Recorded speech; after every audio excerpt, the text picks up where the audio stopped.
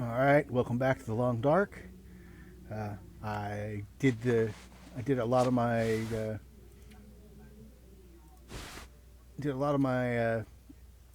inventory management off screen here. Just getting ready. Went to sleep for a bit to make sure I saved everything. Now I'm just going to go back through and show you what happened. I still have some firewood. Not a whole lot. Still have that fire striker. I still need to read that book. For first aid, I have a modest selection of stuff. All my nice clothing, even though I was stupid and took apart that parka at the end during the middle of the last episode. Gonna fill up before I go to sleep for the night.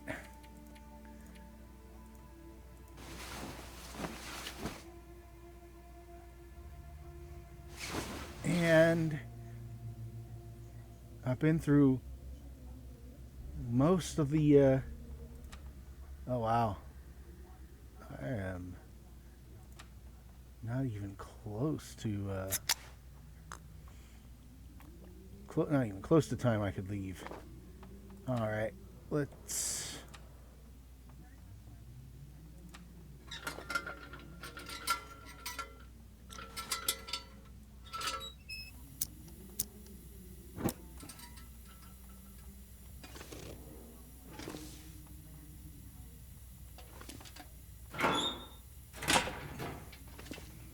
Let's get a little fire going. Give ourselves a little bit of time where we can read and enjoy the fact that we're not outside in the freezing cold. Now, would you actually do this? Probably. If it sounds like that while you're inside a building, it's probably best for you not to go outside. Although, with this,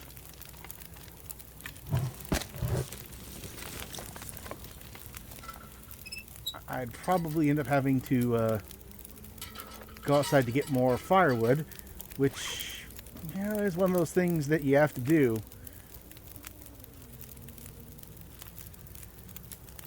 But for right now, we'll kill a little bit of time.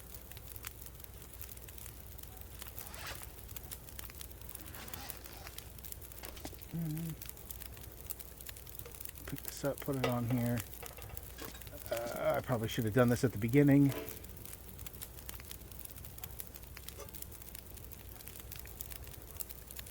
$19. Actually, I can pull that off. I know what you're thinking, but that's just going to be non-potable water, something you can't drink. Yeah, that's true. But if I remember correctly, I have water purification tablets that I picked up. And yeah, this is where I'm stockpiling stuff. I have a bunch of extra food here. I mean, so much so that even though I'm a couple kilos short of my full capacity, I'd more than fill it up. Now, what I'll probably end up doing is taking some of this food and eating it just before I leave, because I might as well, instead of cutting into what I'm currently carrying. I know as far as carrying stuff, I'm going to talk a little bit about. It's just as much with backpacking and everything else. What you're trying to do when you're packing a lot of stuff to try to travel distance, and the best way you can describe it is you have three things that you're trying to get, and you can generally only find two. You want it to be cheap, you want it to be light, and you want it to be compact. You can get cheap and light, but generally speaking, it's going to be less than less than compact. So, what do? Well, you either have to deal with something big or you have to deal with something. I guess I do it from this end. Yeah, there we go.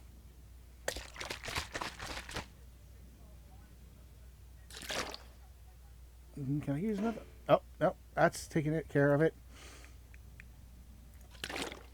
Now, using tablets to clean up your water, I've used them. I've tried them. They do a good job of cleaning out the microorganisms and the stuff. It won't clean out silt, sand, any kind of physical contaminant. It won't clean out metal in the water or anything like that. So generally what you're going to do is you're going to try to filter that water through something before you even put the chemicals in there. A lot of survivalists will carry like coffee filters or something similar, something that will strain out all of the gritty impurities that they can. Failing that, you might use a t-shirt or another piece of lightweight cloth or cheesecloth to do so. Now, will that get everything out? Probably not. But even if you have a little bit of lead in there, it's probably better than not drinking at all. Let's see if I've killed enough time that there'll be some actual light outside.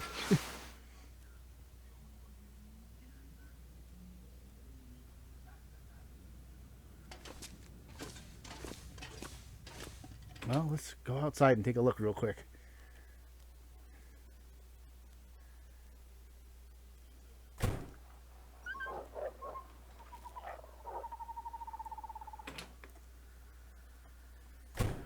Yeah, still too dark to do anything.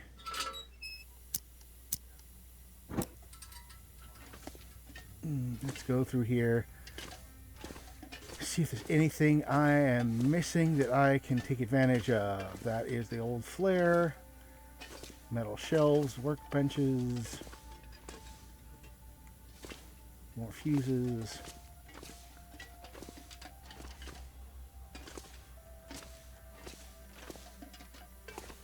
Now, cardboard. Oh, I did notice that last time. Good on me for going back and rechecking. And this is really common in the long dark. Some of those little things will just be sitting on the ground or sitting someplace where you can't see them. So always look around, and honestly, that kind of applies for any real survival situation as well.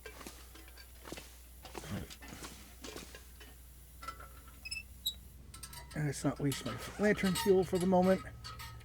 I can, however,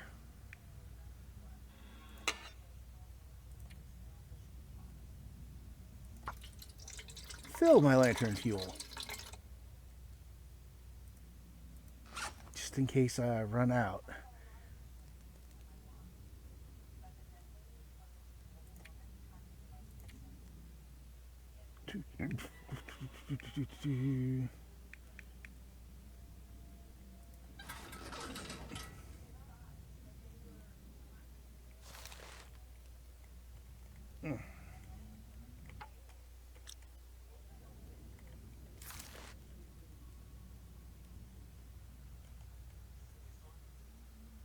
There's that. I should be near my lockers.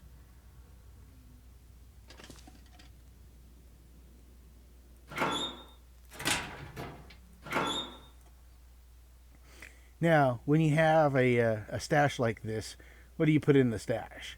You put the stuff that's going to sit there and last. Stuff in the cans, cooking oil, the flour, all of that. That'll last, honestly, longer than... no, I don't want to eat everything there. I do want to eat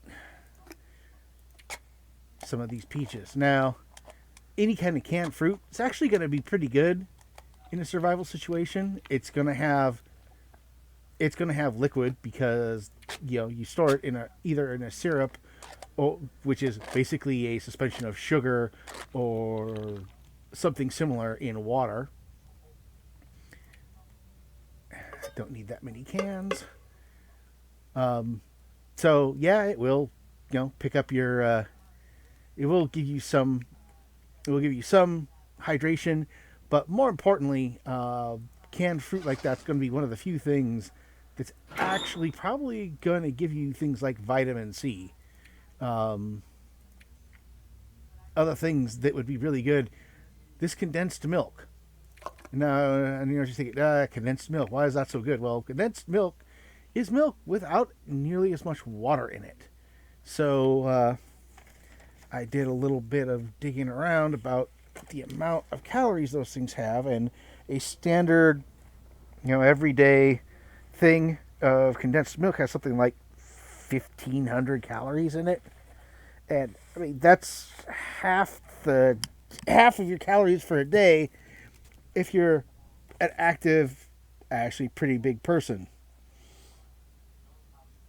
Let me double check. I know I wrote it down somewhere. Yeah. So a little less, about 1,300 calories for a standard size can. Now, I'm right up near my weight limit, but when you're doing something like this, you're probably going to want to be right around near your weight limit. I'm not bringing the flour. I'll bring the crackers because the crackers are good. Now, the crackers in this game are really useful, in all honesty. About 600 calories worth of calories in basically, and since we're not worried about bulk here, they become great. Now, the biggest problem with crackers is, honestly, volume. Most crackers are lightweight. They're decently good for the calorie count and everything else. But what they aren't good about is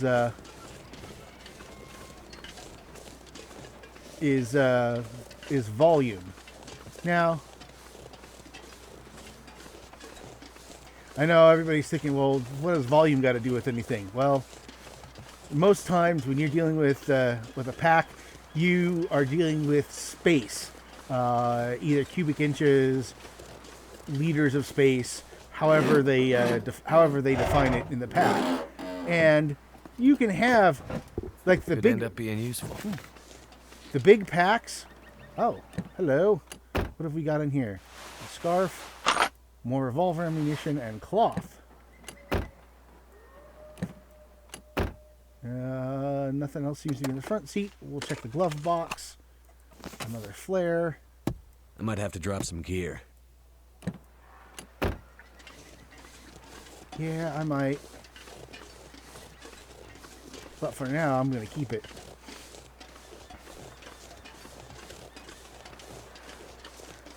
Now, I know from playing the game before that I've kind of hit the point of there's not much left for me to find here. There are a few places I could go, and there's that bear. And a moose. All of the animals are out here today. Oh boy.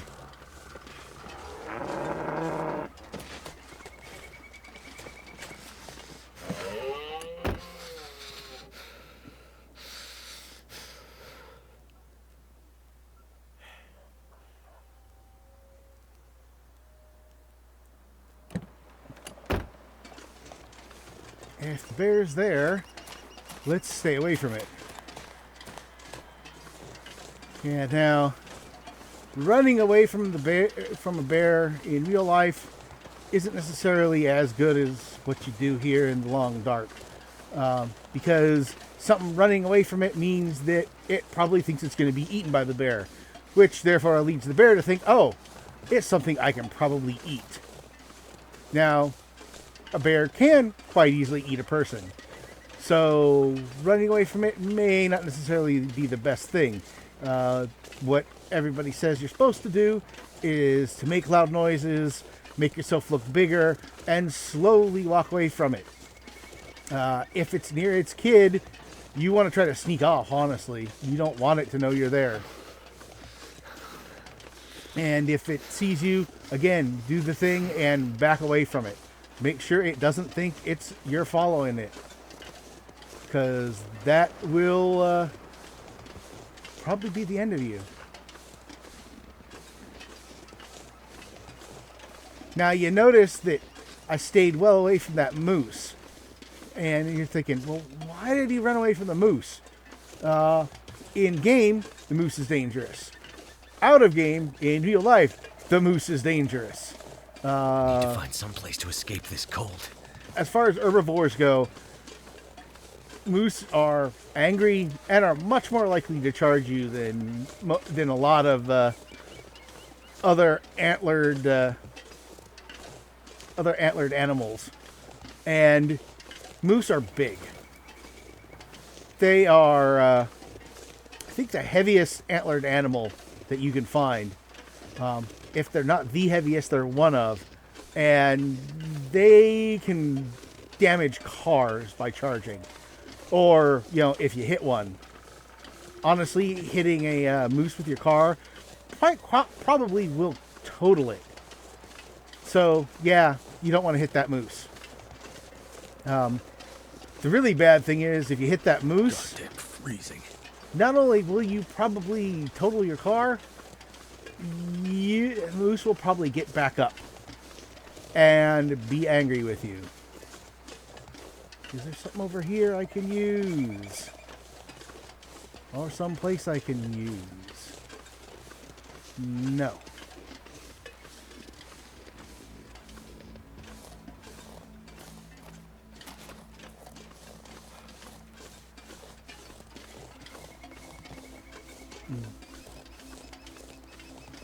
Now, I think I mentioned this before, but one of the few things that you don't see in the long dark is, a reaction to the kind of, oh, hello, we have some place to warm up.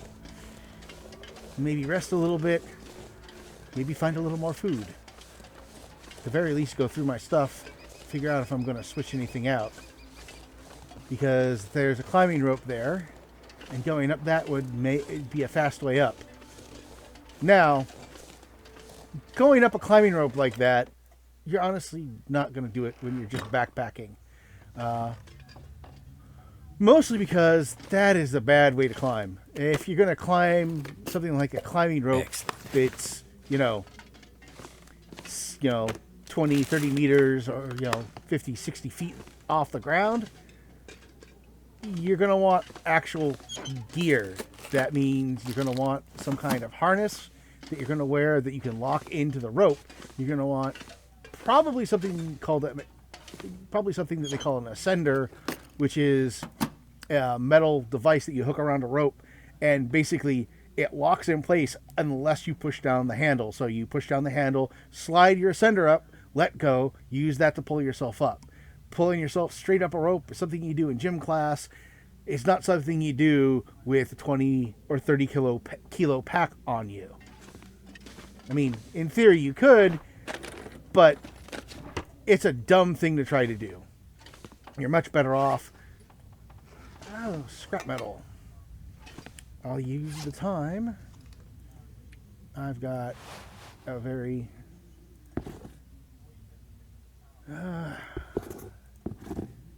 I know that the ragged work boots, I won't be able to get a lot out of those since they're pretty banged up.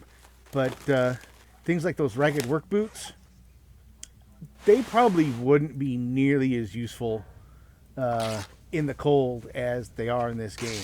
You'd probably be better off with the hiking boots, especially since the hiking boots are generally designed to be more waterproof, better to walk on. And I'm going to go back to that walking. One of the things that I'd love for them to have show up sometime are snowshoes. Because walking through snow is tiring. And having snowshoes on makes it easier. You're simply not sticking into the ground nearly as much. Now, means I could break those down, but I really am not planning on it. I did pick up that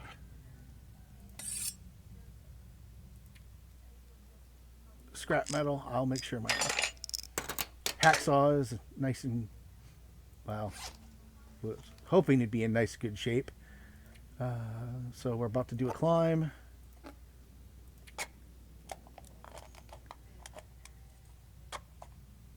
We will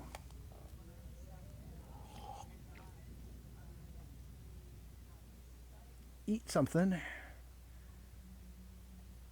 and we will drink something. Hopefully that will get me down.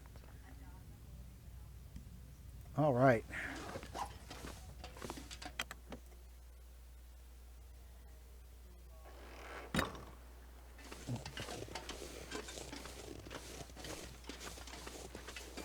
Now, if you had to climb one of those ropes and you didn't have an actual ascender or any kind of gear to lock in, what you're going to do is you're probably going to have to, you want to improvise something. There are tutorials on how to improvise some of this stuff. I am not good enough to actually tell you how to do the improvisation, whereas somebody who's better at this kind of stuff will be much more knowledgeable.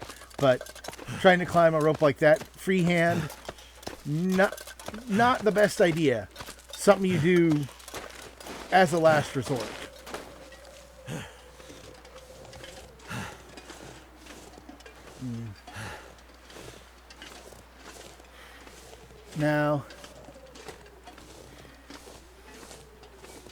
Now, why would you even try to go up or down one of those ropes? Well, that is, a man-made rope. That means you're dealing with a trail or, a climbing path that somebody else has already set up. In this case, it looks like it's just to come up to here. Although, because of that central clearing, I'm going to follow it to the edge and look to see what else I can find. And I'm going to guess that there's a heavy wind because I am slowing down a lot while walking this way.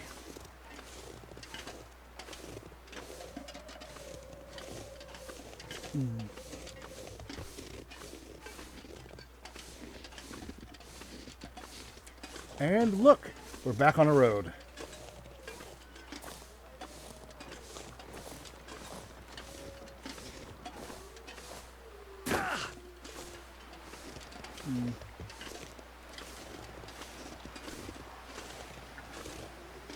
And once again, we're back to that, hey, follow the road. Don't go all out, don't go just cross country. Find something that you can follow. Now, I know some survival experts will talk about grass and what kind of grass you can eat. As far as I know, and this is one of those ones that I am less knowledgeable about than other things, a lot of grass, really, you don't digest much of it. It takes too long to digest and just basically goes through your system. I know there are exceptions to certain, but generally speaking, you want something that is a bit more round, like cattail stalks. Now, we haven't run into cattail stalks yet, and in the long dark, you get some cattail stalks. They weigh 1/10 of a kilogram, and they give you about 150 calories. That's really good, and that is one of the most unrealistic ones that you're going to run into, because an actual 100 grams of cattail stalk has about 17 to 20 calories. Not 150, 17 to 20. Again, this is one of those things that I think they did it for balance and making so that, gathering cattails actually gives you a positive effect, because quite honestly, it's like, I need, just 200 calories. You're talking 10 to 12 or 13 stalks. And, that much work for so little is honestly counterproductive. Really, what would be going on most of the time, frostbite. Where'd my gloves go?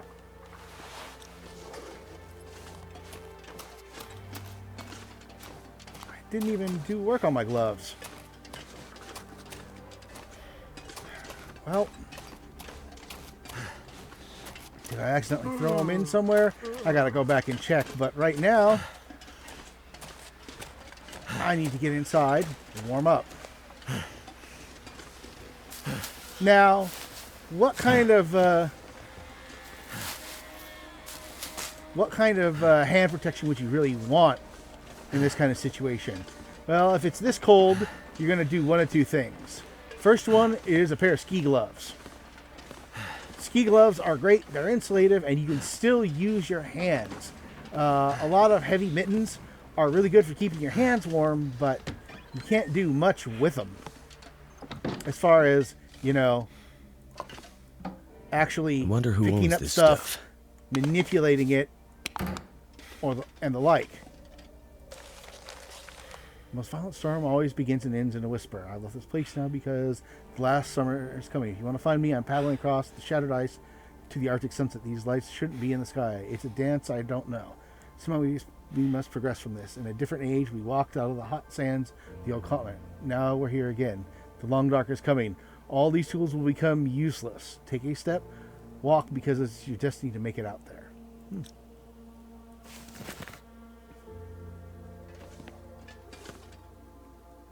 A bed, a chair.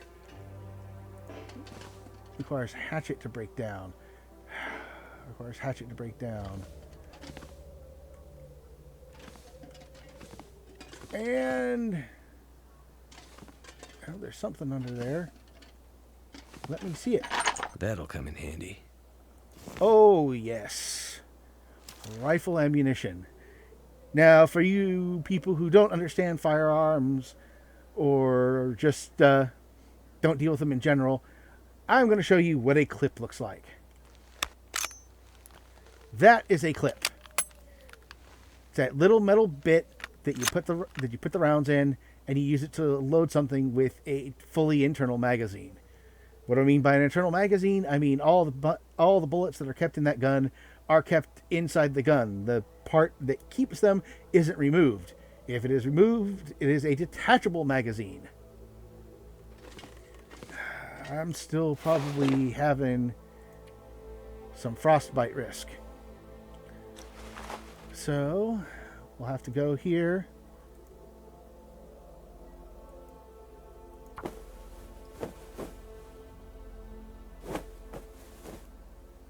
Craft up some improvised hand wraps.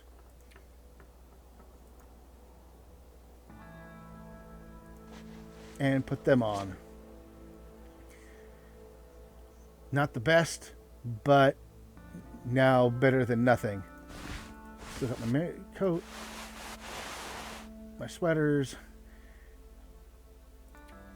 We'll repair that a bit since it's bright out and I need to get back some heat and get out of that frostbite risk.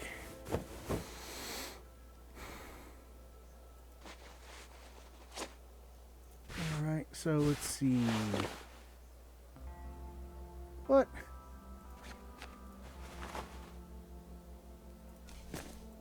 The heck? So I clicked on that once to see what its effect was, and it just took it off. Do I have my gloves in my No, they're not in here. Might be time for me to buy a new mouse. That ain't right. That shouldn't be doing that. Now I have almost a full magazine, and I should check.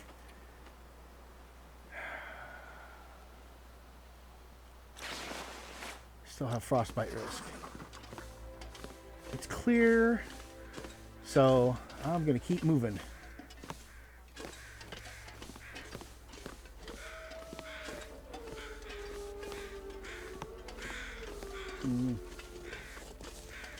Anyway, I'll go back to. I was talking about what kind of hand gear that would be best. Ski gloves would be good, specifically ski gloves that still have their fingers in them. But the other thing you can get are shooter's gloves, which are interesting because they're wool fingerless glove. But what they do is they sew basically a mitten pouch on the back of the hand right over the knuckles, so that if you are somebody who has to shoot for a living, like, you know, say somebody in the military. All right.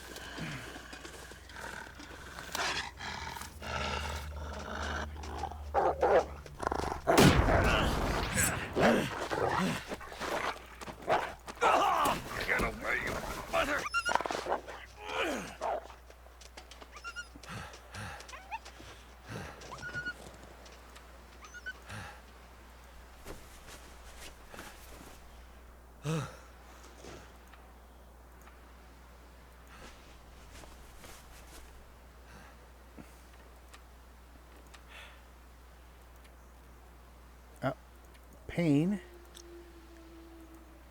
That's time for some painkillers. Now, I find it funny. It's like, oh yeah, you take painkillers for each thing. No, you take one set of painkillers, and that should cover everything. Not too hurt, but time to get out of here. Right where that other wolf is.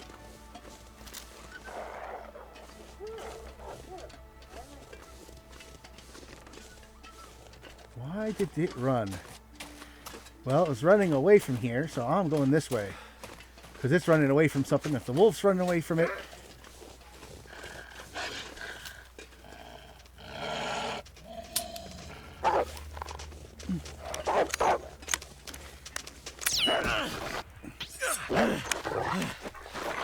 Jammed? Get away, you mother!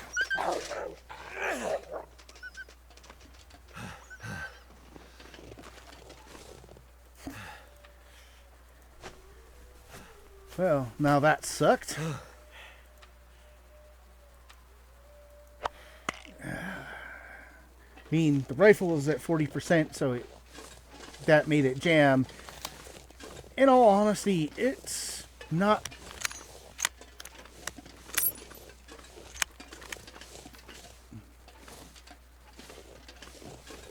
In all honesty, you're not likely to rifle cartridge. Oh, okay.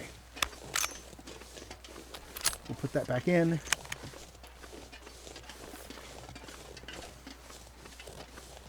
Now, clearing a jam on a rifle is, honestly, it's not that hard if you know what you're doing.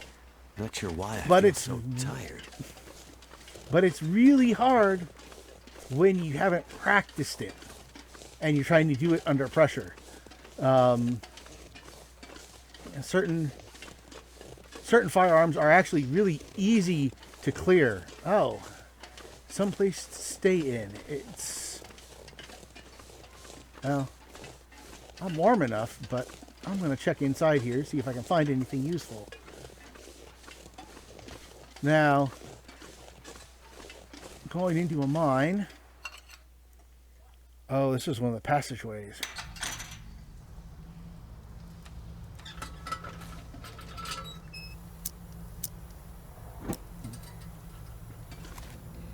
A mine will probably actually keep you warm.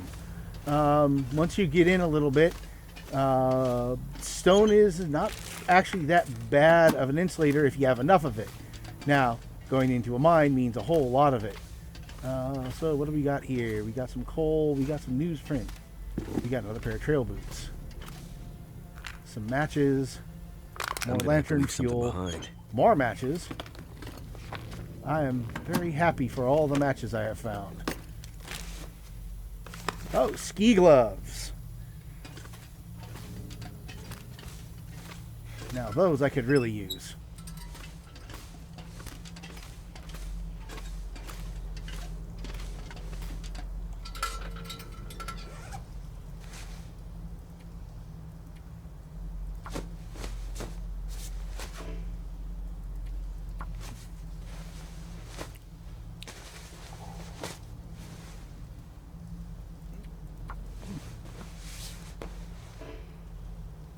Now, I'm going to talk a little bit about wear and tear in this game. The wear and tear in this game is, well, let's face it, it is very sped up, especially with things like firearms.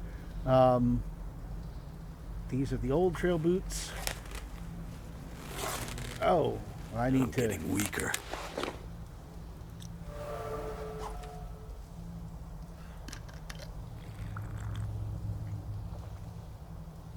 Oh, wow.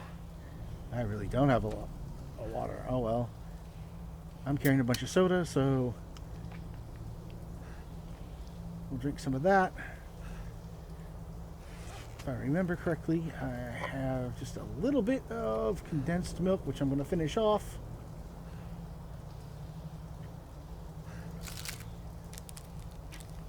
We'll have a chocolate bar. We'll have some chips.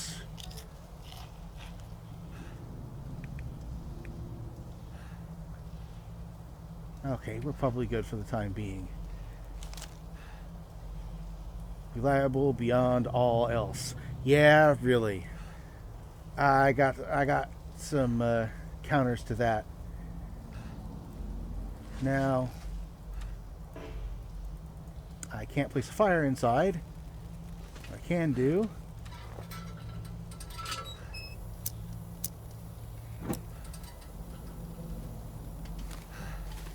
I'm gonna just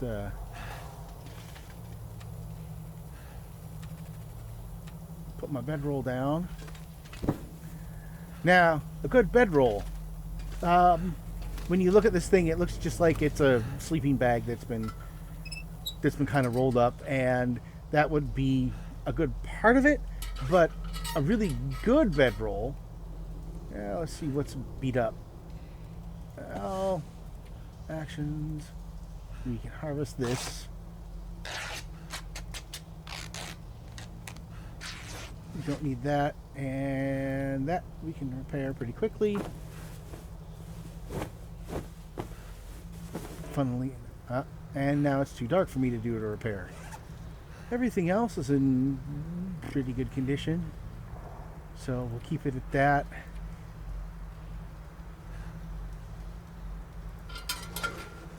We'll get some sleep now, but back to bedrolls. If you're going out and you're going to bring a bedroll, you're going to be making it in two parts. You're going to need a sleeping bag or something similar, but what you're also going to want is a ground cloth or something to use like a mattress, just something that will go between you and the ground, because really when you're laying on the ground, it's going to suck more heat out of you than just about anything else. In all honesty, the smartest thing for you to do is not just go, okay, well, I've got my thing on the ground, I'm laying on it. What you do is you'd go, okay, I'm going to gather up some pine needle leaves, some very lightweight, branches. You're going to make a layer of stuff on the ground. Put your ground cloth on it, then put your bag on that. Now, generally, what's smart is you get yourself a ground cloth that's bigger than your bag, so you can then use it as additional insulation if it's really cold. There's one that they call the cowboy method, where you're going to take it. Why do I still have frostbite risk? I'm in a place that Well, I suppose we'll have to get a fire going somewhere to take care of that frostbite risk.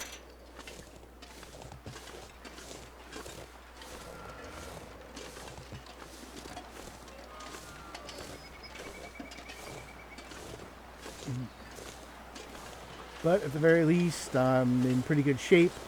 I got some nice nice new, in quotation marks, gloves.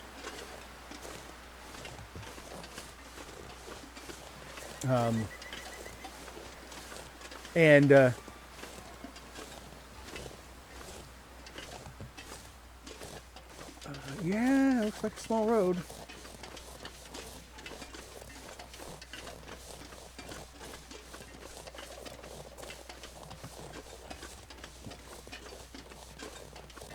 Is that the wolf that I ended up stabbing last time? Or is that something different?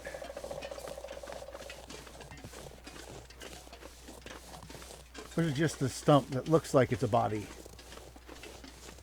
Actually, it probably is a stump or it's a rock. Now, in this game, one of the things that you're going to watch for are crows. Crows are actually a great indicator of where something dead is. And in all honesty, in a modern day situation, crows will probably fly towards the cities because they know they can get a whole lot more food when they're in a city than anywhere out in the middle of nowhere. But you know, if they are out in the middle of nowhere, then they'll still probably go to someplace where there's either a dead body or something that they can forage, which might mean a campsite, a job site, or something like that. An old bedroll, shelves, beds, pillows.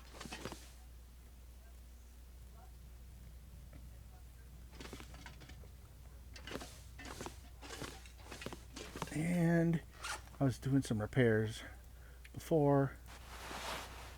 We'll try the repair again. Give me a little more time of warming up. You'd think that wearing the ski gloves would help remove the frostbite risk.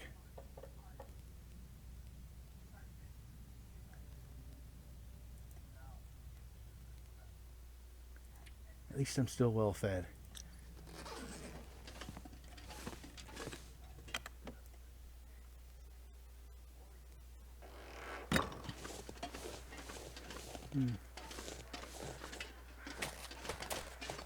Not much else that way.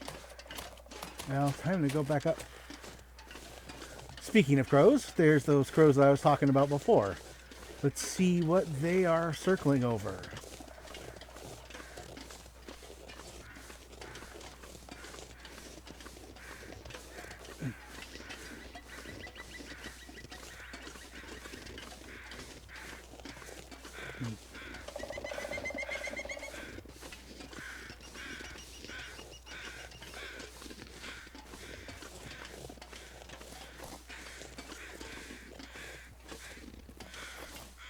Well, that appears to be one of the wolves I had to deal with.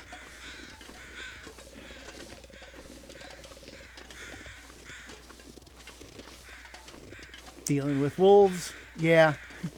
And honestly, if you end up having to do that, you can eat the meat of a wolf. Now, there is a chance of intestinal parasites. I mean, you're going to find that on any meat that's been left out, or any predator, simply because that predator is more likely to eat meat that's been sitting out. I'll try going up this hillside here. Now, you're going, why is he trying to go up the hillside? Well, it's because I know where I'm going already. And if you know where you're going, and you have a good sense of orientation, you can try to do your cross-country look. But generally, yeah, that's going to be saved for places you have either detailed maps of, have detailed knowledge of, or are otherwise already know what way you're going. And no, I can't go along that way. So that means I'm going to have to head down the hill and find the stream to go up. Because I know that also leads up to the train tracks. And like I said, I know that there are train tracks. I know to follow those. And they're the straightest line for me to get to where I want to go.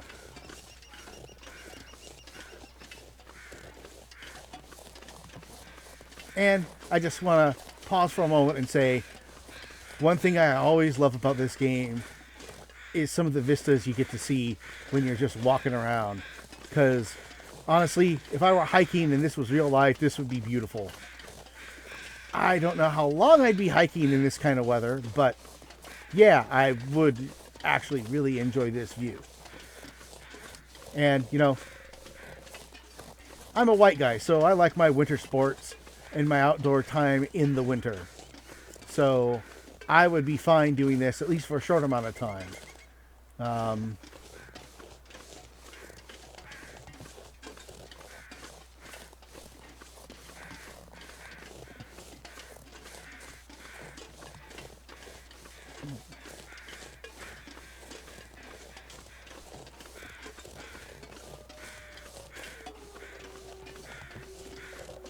Now, this is interesting because that's a pathway.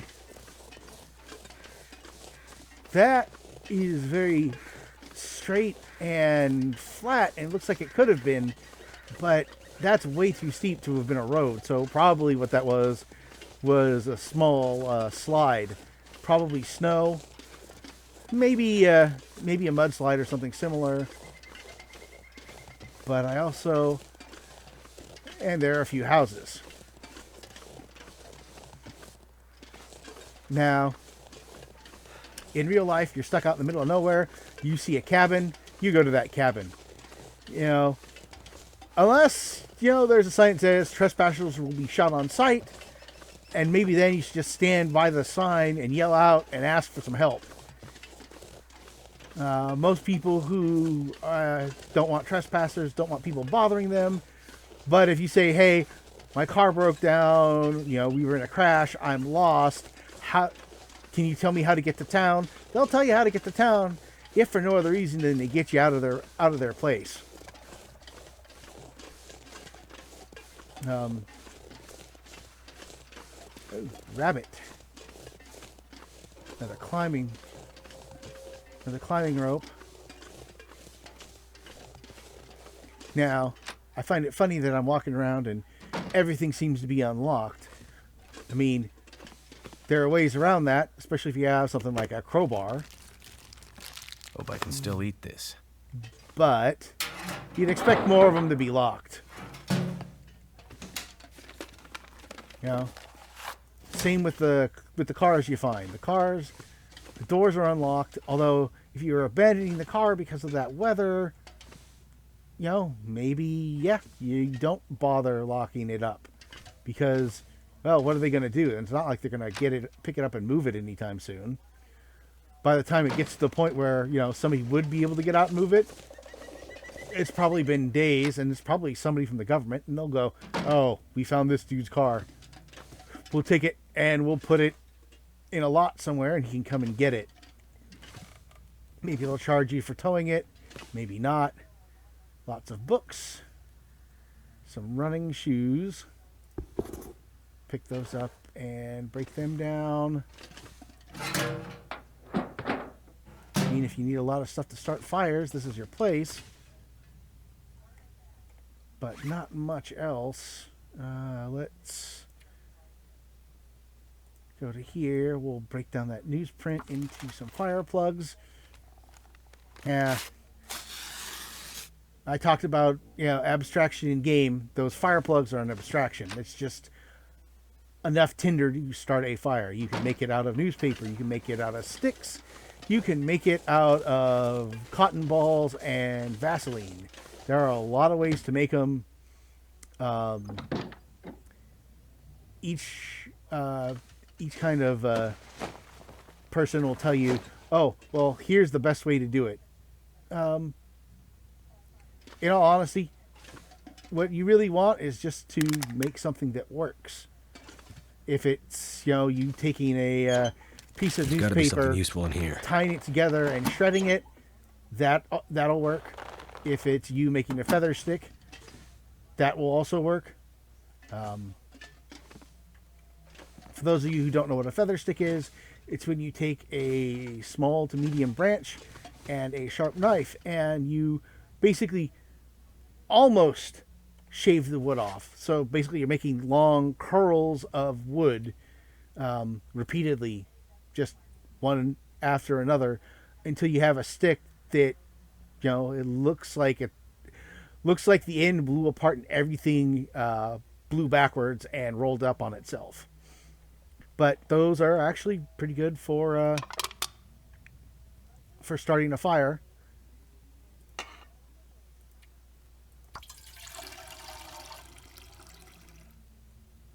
Use up more fuel. Got a bunch of that. I don't have any wood. I haven't been picking up wood. I should be picking up wood on the way. But for right now, I'm moving at speed. Now I have a decent amount of leather to fix my stuff. If I run into anything, I don't think I have any water yet. No, I don't. I still just have all my sodas.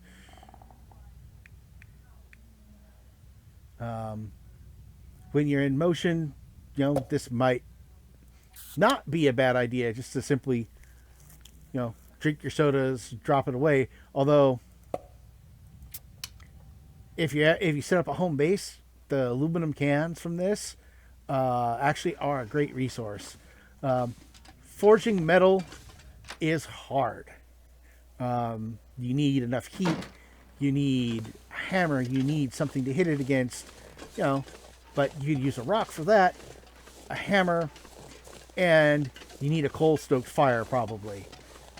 Simply because it's really hard to get just wood up hot enough to deal with steel or even iron. Aluminum, however, is much lower on the melting scale, much easier to melt. You can watch YouTube for instructions on how to make a forge that will melt aluminum simply out of a couple flower pots and a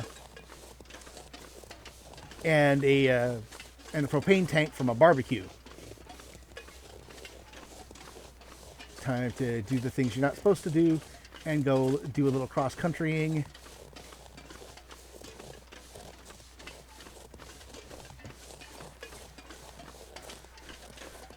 Now, again, when you're dealing with something like this, cutting cross-country, unless you have something that you've spotted and you're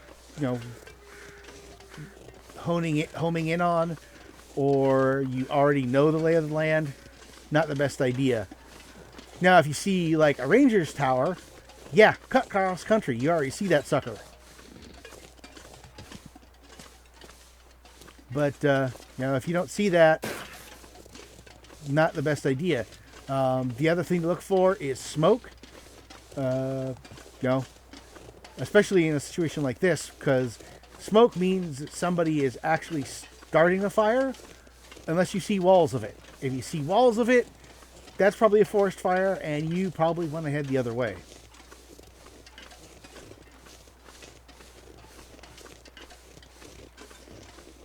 Now, if I were staying here long term, I'd probably be setting myself up someplace where I'd have easy access to some of these ice fishing holes. Ice fishing, particularly for certain things on the coast, is actually really good. Fish, nutritionally, isn't quite as dense as red meat, but, and this is a big but, it is actually really easy to get fish in comparison to a lot of other types of red meat. If you're dealing with something small like a rabbit, yeah, you can get some meat off of it. Is it going to be enough? Is the first question. whereas you can catch fish really quickly.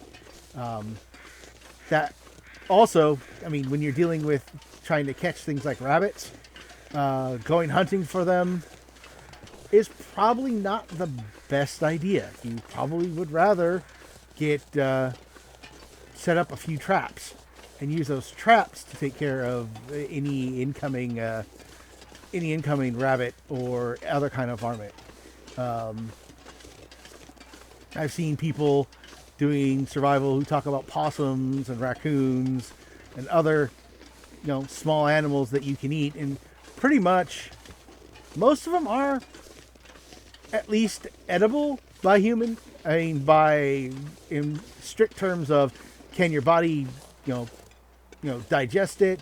Will your body not get sick from it?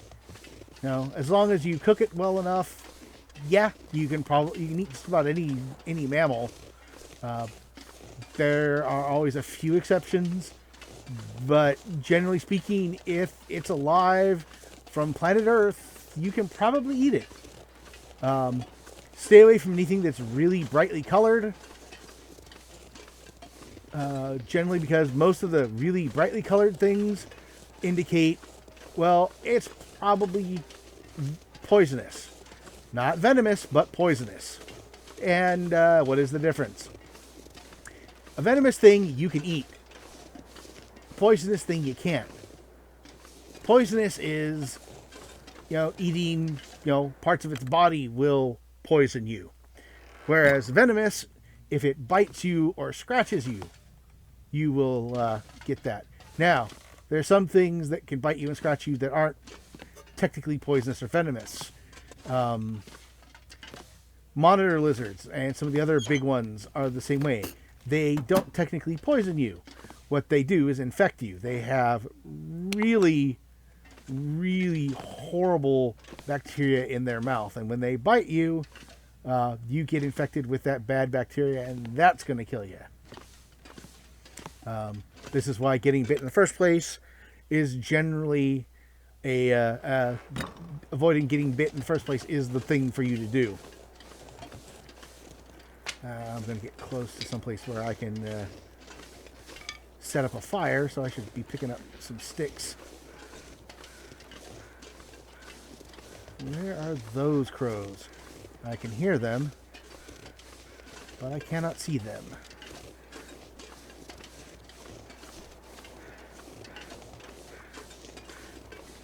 Oh, there they are.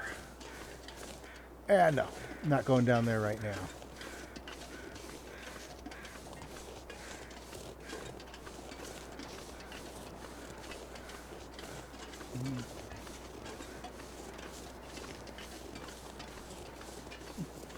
Now, when you're moving through snow and you're dealing with a hillside, what's going to happen if there's an avalanche? Well, first off, it all depends. Was there recent snow? Has the pack set in? Is it getting warm and it's icing over, or the ice is cracking? In the long dark, you're in a place where it snows significantly and you have a lot of snow falling during the game. So there would be at least a decent chance of avalanche. Now, where would that be the most likely? Any place where the snow is starting to build up. See how this is kind of piled underneath there? That means it's been blown in place. With enough of it, it'll start to clump up and want to fall. Now, something like this is meant to help stop that. Well, at least slow it down. But honestly, the best way modern people take care of it is you find that. Well, I found the train tracks. So now I'm going to go check because I see that car down there. Now, this is something that you'd expect out of a logging operation. And I'm going to guess that they were taking the logs to someplace because there was a logging camp down there, so they'd drive them up in a truck and then keep going. And there's no place to start a fire here.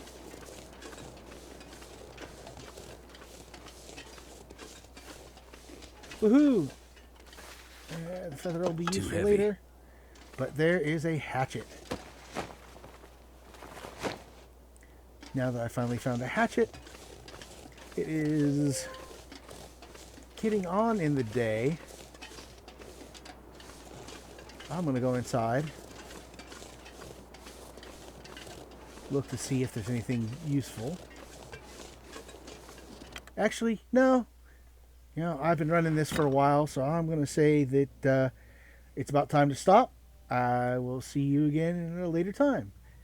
If you like this, please like, subscribe, leave a comment, you know, all those regular things. Or, you know, buy me a coffee. If you like that, I'm glad. And have a good day. Bye.